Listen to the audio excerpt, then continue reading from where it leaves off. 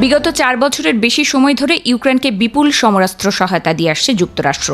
এর মধ্যেই মধ্যপ্রাচ্যে ইরান যুদ্ধে জড়িয়ে পড়ায় উন্নত প্যাট্রিয়ট আকাশ প্রতিরক্ষা ক্ষেপণাস্ত্রের চরম সংকটের মুখে পড়েছে ওয়াশিংটন।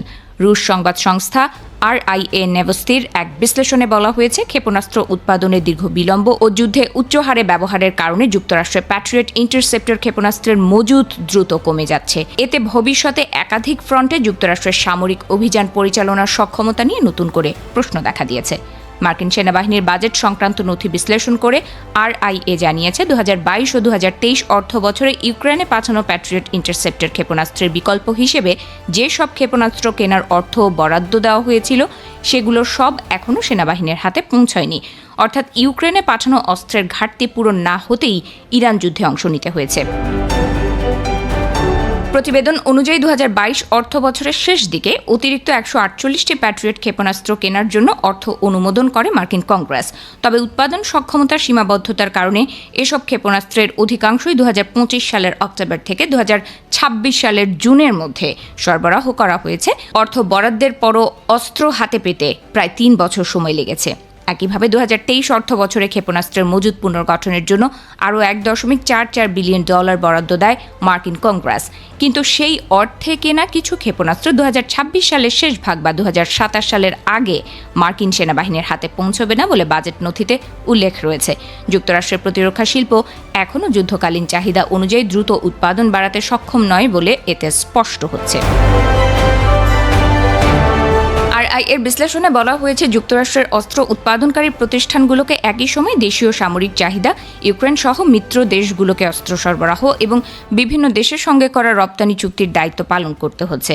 ফলে উৎপাদন ও সরবরাহ ব্যবস্থায় উল্লেখযোগ্য চাপ সৃষ্টি হয়েছে।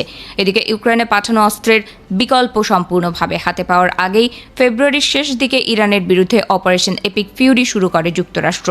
ওই অভিযানে ইরানের ব্যালিস্টিক ক্ষেপণাস্ত্র ও অন্যান্য হামলা প্রতিহত করতে যুক্তরাষ্ট্রকে ব্যাপকভাবে প্যাট্রিয়ট আকাশ প্রতিরক্ষা ব্যবস্থা ব্যবহার করতে হয়েছে।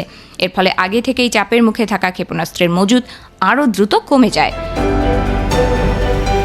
যুক্তরাষ্ট্রভিত্তিক গবেষণা প্রতিষ্ঠান centre for strategic and international স্টাডিজের মতে, ইরান অভিযানের কয়েক মাসে প্যাট্রিয়ট ক্ষেপণাস্ত্রের প্রায় 65% ব্যবহার করেছে যুক্তরাষ্ট্র।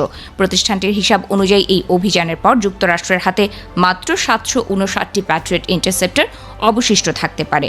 বিশ্লেষকদের মতে এই পরিস্থিতি যুক্তরাষ্ট্রের প্রতিরক্ষা শিল্পের একটি গুরুত্বপূর্ণ সীমাবদ্ধতা সামনে এনেছে। আধুনিক আকাশ প্রতিরক্ষা ক্ষেপণাস্ত্র তৈরি অত্যন্ত জটিল ও সময় সাপেক্ষ হওয়ায় যুদ্ধের সময় যেভাবে এগুলো ব্যবহার হচ্ছে সেই হারে নতুন করে উৎপাদন করা সম্ভব হচ্ছে না।